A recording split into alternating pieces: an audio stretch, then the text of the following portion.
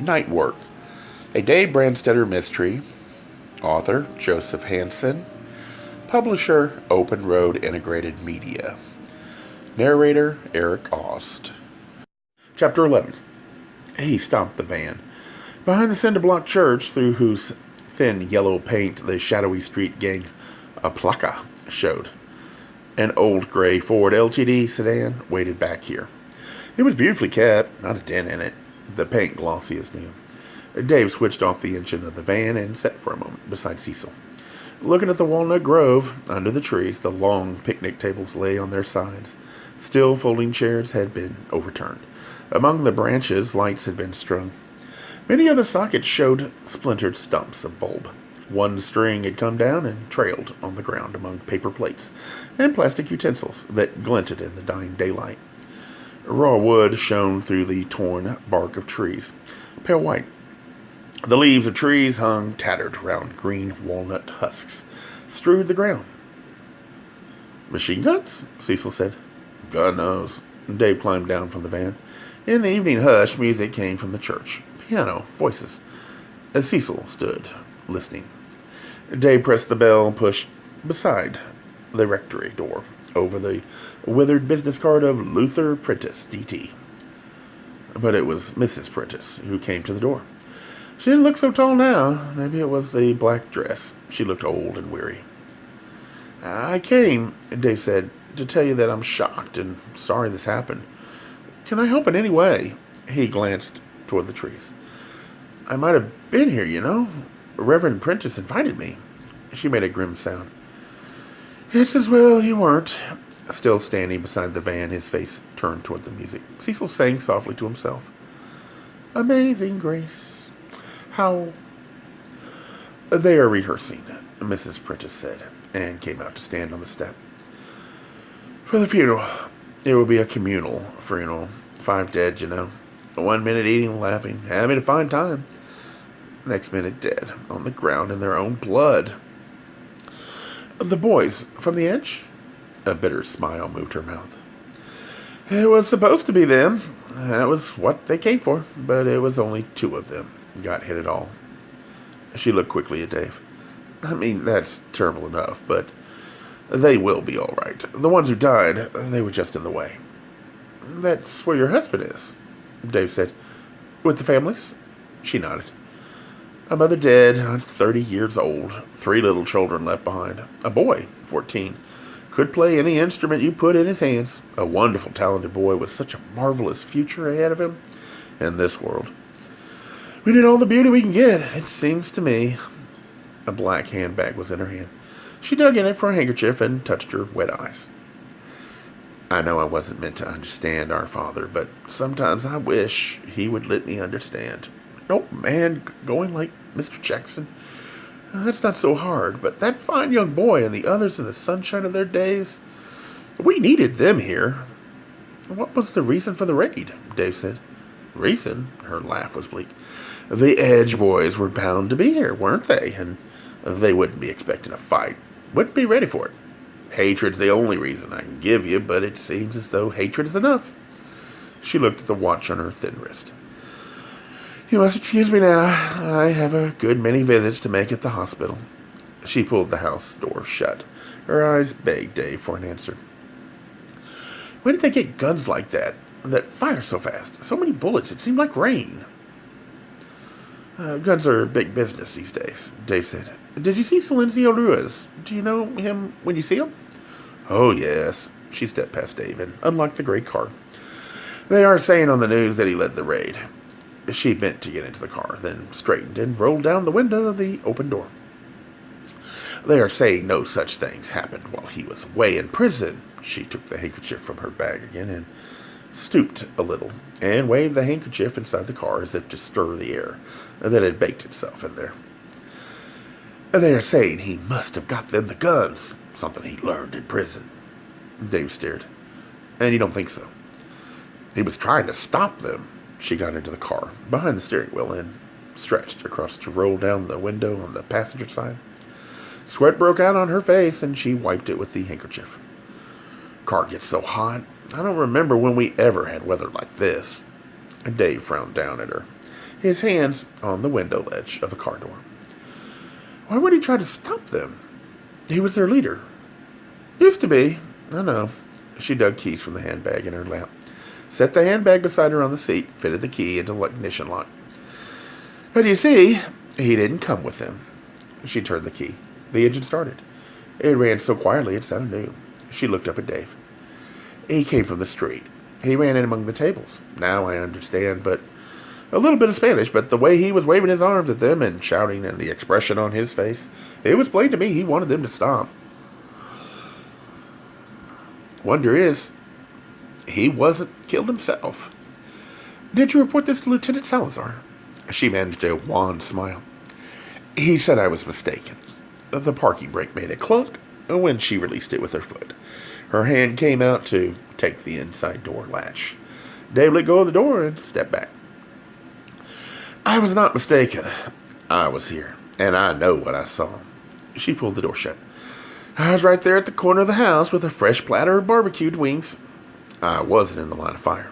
I didn't have to crouch down under the tables like the rest. I saw it all. And he was trying to stop them. She gave her head a sorry shake. But it seems I was the only one who did, and one old black woman's word is not enough. She glanced at her watch again. Oh dear, I'm very late. I must go. Excuse me. Just one more minute. Dave put on his glasses, drew a leather folder from his jacket, leaned on the hot hood of the car, and wrote a check. He tore it from the pad and handed it to her. She blinked in surprise. Putting away the folder, he said, I've made it out to the church. You see that whoever needs it gets it, okay? She read the check and her eyes widened. This is a great deal of money. She stared at him, open-mouthed. He smiled. Money isn't what it used to be. She laughed. Truly, when I was a little girl in Georgia, my whole family could have lived for a year on this. She folded the check and tucked it into her purse. She looked at him solemnly.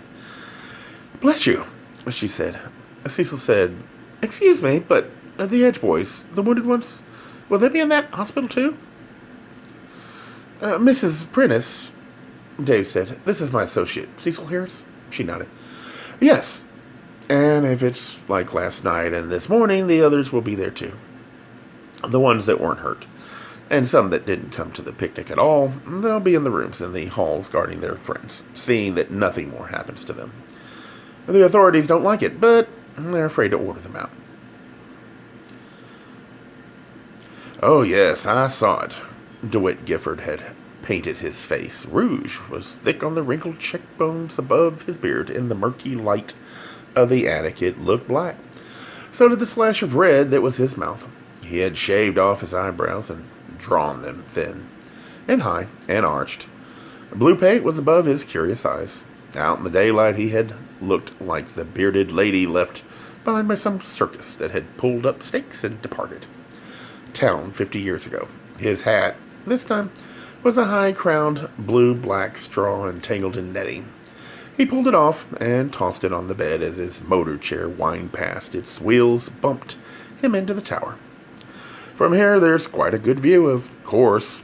The walnut trees interfered. I couldn't see it all, but I saw enough. It was horrible. It was a gang you sponsored, Dave said. You bought them those green jackets? Don't throw my follies up to me, Gifford said. I can't change the past. Good God. The only philanthropic gesture in my selfish life, and look what it gets me. He picked the big binoculars up off the windowsill and peered through them, out the clean, curved glass. Oblique. Well, I assure you, I am not to blame for that raid. I am sickened by it. Absolutely revolted. The jackets weren't your only philanthropic gesture, Dave said. There was another. You bailed Silencio Ruiz out of jail after his arrest for holding up that supermarket. You hired a high-priced defense attorney for him. Gifford sat motionless in slim, ragged silhouette against the dying light of the hot day. He seemed not to breathe. Then he breathed, but he did not turn. No wonder you can afford the clothes you wear and the cars you drive. You're very good at your work. Did they tell you these things downtown, or was it Bruce Kilgore? He figures his vow of silence isn't sacred anymore. In his estimation, you didn't keep your end of the bargain. You see, he thinks Silencio blew up Paul Meyer's truck, and he's not alone. The sheriff thinks so, too. Gifford set the binoculars down and turned. The backlight of the windows made a scarecrow halo of his white hair and beard. And you? I really don't give a hoot what Kilgore thinks. He's a clod. The police are. He shrugged Bodie's shoulders under a mouth-eaten Afghan. We all know what the police are. What do you think? That I would find interesting? Dave smiled. I think I'd like a drink. You? Gifford's laugh was a crackle of dead leaves. Of course, when wouldn't I? You know where the bottles are, I believe. Dave switched on lights in the tiny kitchen. 2 plates drained in the rubber rack beside the small sink. 2 forks lay there also, and 2 spoons. 2 blue pottery bowls drained upside down in the sink with water standing in them were aluminum foil trays that had held it, a guess, frozen enchiladas. The water was chilly red, and Dave found glasses, ice cubes. Scott switched off the light, returned to the tower with the drinks. He put one in Gifford's claw, and with his own drink, sat on the Empire couch with its threadbare Spanish shawl. The cushioning of the couch made dry sounds under him like very brittle straw. Lieutenant Salazar reasons this way, he said. No sooner is Silencio out of prison than Paul Myers is murdered, and where is Silencio? Nobody knows.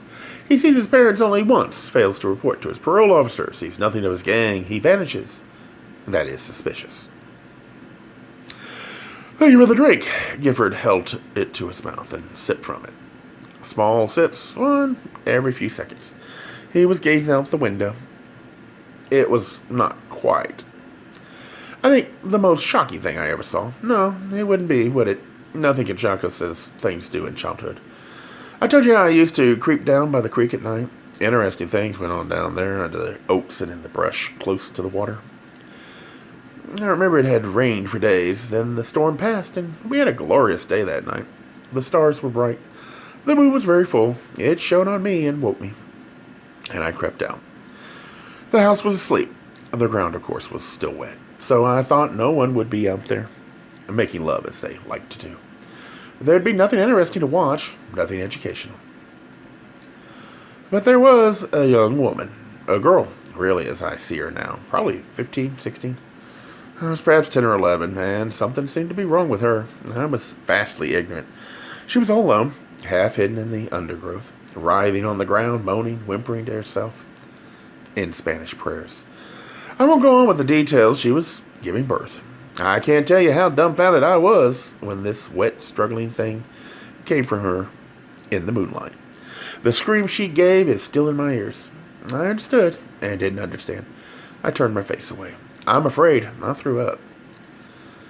And when I looked again, she was on her feet, clutching the baby. It was gasping, crying, like a sick cat, and she ran down to the creek with it. And without a sound, without a moment's pause, she threw it into the rushing water. I heard a scream and looked around to see who it was. But of course it was me, wasn't it? It frightened the girl. She ran away, slipping, sliding, falling. I rushed down to the creek, stumbled in up to my waist. The current was very strong. I wanted to save the baby. I couldn't see it. I called and called as if a newborn child would know it was being called to. I knelt to the rocks and splashed around for it with my hands, but I didn't find it. It was gone. The creek had it. Sounds like a dream, Dave said. You sure it wasn't a dream? I hope so. Next morning, but my clothes were still wet, and they found the baby miles downstream. The story was in the newspaper. I clipped it out and kept it. I suppose I still have it somewhere. They never found the girl. My God. She's an old woman by now, or dead. At my time of life, you look around and everyone you ever knew is dead. My glass is empty. Dave rose and took the glass. Silencio's gang killed 5 people. Not one of them was a member of the Edge. It's not Silencio's gang, Gifford said sharply. He was there. The minister's wife says so. You saw it too, wasn't he there? If I were Silencio, Gifford said, I should be hiding somewhere. He must know they believe he killed Paul Myers. He's such an obvious suspect. He'd be a fool to add to his troubles by leading that raid. Mrs. Prentice says he was trying to stop it. The sheriff won't believe her. She needs a backup. Silencio needs a backup. Are you sure you didn't see what she saw? I told you, Gifford motioned at the window. The treetops. I only got glimpses, but Silencio did lead that raid. He was through with gangs. Prison cured him of that. He came to see me briefly the day he returned from San Quentin. He told me, and I believed him. Now, could I have my drink? Dave fetched it. Last night at 6, a tall, bald man in a Mercedes stopped at Myers's. You noticed fine cars. Did you see it? And did you happen to get the license number? Gifford drank from his glass. I was watching the church, the Walnut Grove. Going out through the shadows of the garret. Dave jerked his head aside to avoid the pale canvas corner of the old life raft.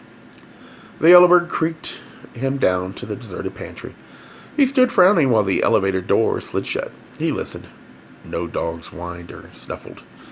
Behind closed doors, the looming old house stood hollow, silent, empty of life. He walked down into the hallway beside the great, gloomy staircase, thinking his footfalls might rouse the dogs. No such thing. He opened doors and peered into shrouded rooms that breathed dust, mildew, neglect at him. He went back the way he had come and into the gaunt, disused kitchen. It smelled of dogs. He crossed scuffed linoleum, pulled open a door, and found himself on a screened porch where an old oaken icebox lurked, and an old Maytag washer with gray, crumbling ringers. A strong latch was on the screen door. A pair of bolts of bright new metal, but not fastened. He pushed the door open. Wooden steps, frail with age, went down to what must once have been the kitchen garden. Gifford had mentioned where there was always fresh mint.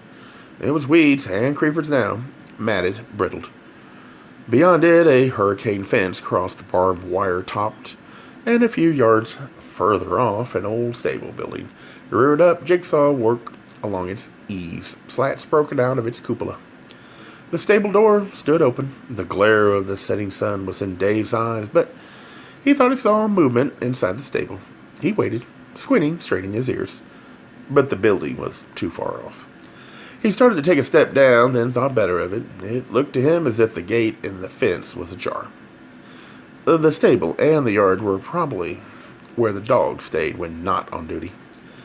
He didn't want to meet the dogs. He stepped back onto the porch and was just letting the screen door fall shut when he heard a dog bark. A man yelped, "Lady, no! Damn it, come back here!" Out the stable door, dragging a large, heavy green paper sack, came a dog, lean Doberman. The man appeared. He was slender, brown-skinned, curly-haired. He lunged for the sack, grabbed it, tugged, and the sack split open. Kibbled dog food rattled on the hard ground. The young man took a laughing swing at the dog, who dodged away. The young man hung for a moment on hands and knees, wagging his head in amused despair over the spilled food and torn sack. Then jumped to his feet and went back into the stable. He spoke the dog's name, but she didn't respond. She stood at the fence, staring through at Dave. Dave let the porch door close softly and went back through the dark house and let himself out through the front doors with their etched glass panels. It wasn't far to the hospital, but by the time he reached it, all light had gone from the sky. He left the van in the parking slot of some doctor he hoped had gone home for the days or wouldn't arrive too soon. The parking lot was otherwise filled, unbroken rows of cars, a number of them Mustangs in various stages of repair. Among the long strips of ivy, geranium, and the decorative palms, the long curved fronds of the palms blew in a southeast wind that had risen with the coming of night. The wind was cool, and Dave turned up his jacket collar, making his way toward the lighted glass side doors of the hospital. He looked obliquely at the 10 stories of shining windows and lowered his eyes. He didn't want to think about the misery behind the glass. His horror of hospitals had been sharpened by Cecil's recent ordeal. But it had originated when Rod Fleming died slowly in a hospital a dozen years ago, of a kind of cancer they were now learning how to cure. There was no humor in the irony of that. He had lived with Rod for 22 years. He would never stop missing him, but his spirits lightened when he found Cecil in a big lamplit room of couches and easy chairs, where the sick and the well made ready to leave this place. Cecil sat talking with Luther Prentice, whose glasses and bald head gleamed. Cecil saw Dave coming, making his way through a clutter of empty wheelchairs, and smiled and waved. Dave smiled back. He shook Prentice's long, kindly hand. The preacher said, "My wife tells me you have made a generous donation to the victims of the shooting. Please accept my gratitude." It was a terrible thing to happen. I don't know what I was thinking of bringing all those people there, putting them in a danger of their lives. Behind the shiny lenses, his eyes misted. I've asked the Lord to forgive me for my foolishness, and I expect He has, but I don't know that I will ever be able to forgive myself. You only wanted to feed people, Cecil said. You couldn't know what would happen, Dave said. Someone more worldly wise than I am. Prentice shook his head sorrowfully. Would have realized that with their leader back out of prison, that gang would get up to something evil again. Your wife doesn't think it was Silencio's doing, Dave said. She thinks he was trying to stop it. Prentice's smile was gently tolerant. She is even less worldly wise than I am, he sighed. No, I'm afraid this is only the beginning of the shooting. Some ambushes, deaths. The Edge will want revenge. And then he straightened. Ah, here comes Mrs. Prentice now. He looked at an old silver watch on a bony wrist. She is behind time. Prayer meetings begins at 7. She came and spoke in her soft musical voice to Dave and Cecil, her gentle brown eyes reflecting the suffering she had just been witness to, even while she smiled politely at these two strangers. Then she and her stilt-tall husband excused themselves and went away into the night. Luther Prentice's voice drifted back as he pushed open the heavy glass door for her. We'll be late. The Lord will wait, she said. He always has. Dave said to Cecil, Is he right? Are there going to be more ambushes, more deaths? It's a good thing all the GGs are in jail, Cecil said. If the Edge ever gets hold of any of them, they won't live through it. Shall we go? Dave said, and moved back toward the wheelchairs, toward the parking lot doors. Beyond the wheelchairs, Cecil came along behind. He said, I'll be glad to get out of here. I've had enough of hospitals to last me the rest of my life. Dave pushed the door open. Wind gusted in. Whoa, that is cold. The door closed behind them. Cecil put his head down and hugged himself. They trotted toward the van. Spooky wind, too. Can't make up its mind where it's coming from. They climbed into the van and slammed the doors. Hot today, too. Cecil shivered and rubbed his arms. Looks like the end of summer, Dave said. He started the engine.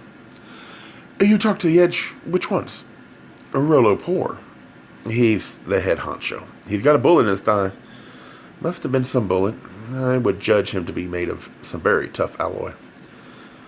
I had tried to talk to the ones leaning around looking mean in the hallways, but Rollo, he the spokesman, nobody else gave me squat. All they did was point at this particular room and say, Talk to Rollo Poor. And Dave backed the van, changed gears, joined the red and yellow lights of traffic, heading away from Gifford Gardens toward the freeway. And what did Rollo say? You should have seen that room, like something out of an old Edward G. Robinson movie. Only all black. Of course, the heavy standing outside the door, the heavy leaning against the wall by the window, sulky, watching me like he was thinking of ways to take me apart and put me back together again. All wrong. Mrs. Prentice, I saw her before I saw Rollo. She said the authorities won't let the Edge carry weapons. No weapons in the hospital, she said. But I swear the one in the room had a gun stuck in his pants. His jacket covered it, but it was there. I'm sorry, Dave said. I ought to have gone. You're the wrong color. He'd never have talked to you. Cecil had stopped shivering. It's a good heating system in this van, Rollo said, when he gets out of bed. He and the rest of them are going to find Silencio Ruiz and kill him. How was your crazy old peeper today? Make up an inch thick, and Dave said. He denied it before, but he has a man around the house. I wondered who smoked the cigarettes, who washed the windows, kept the kitchen and the bathroom spick and span. I wondered who looked after the dogs. I saw him today. Hired hand? Cecil asked. They take their meals together, Dave said. I don't know what else they do together. What does Silencio Ruiz look like? Did you see his picture on the news last night? A well-built, 6-foot, curly hair. Ramon Navarro? I don't know who that might be, Cecil said. But if you mean is he pretty, you got it. He was feeding the dogs, Dave said. It figures Gifford's been looking out for him for a long time. That was why he paid off Bruce Kilgore not to leak it about the bail and the expensive lawyer, to keep Silencio's gang from suspecting what was between him and Gifford. It wouldn't fit the macho image. That's the explanation that makes sense, Dave said. And when Silencio learned about Paul Meyer's death, he ran to Gifford's enchanted castle to hide out, right? Lucky old Gifford. They sloped onto the freeway. What are you going to do? Tell Salazar. Rain began to spatter the windshield. Get Silencio into jail with the rest of the GGs to keep the edge from killing him. And Dave switched on the wipers. And that silly old man. Gay Mysteries audiobooks. I think it is easy to hate a label, but a face humanizes the word. So this effort is twofold. To offer comfort to those like myself that your world didn't end because you don't fit into the view of acceptable society on both sides. And in hopes of helping those with family that are LGBTQ, that it doesn't mean we are aliens from the child they once knew. Reassure them so they can maybe be supportive at the same time, being true to their values.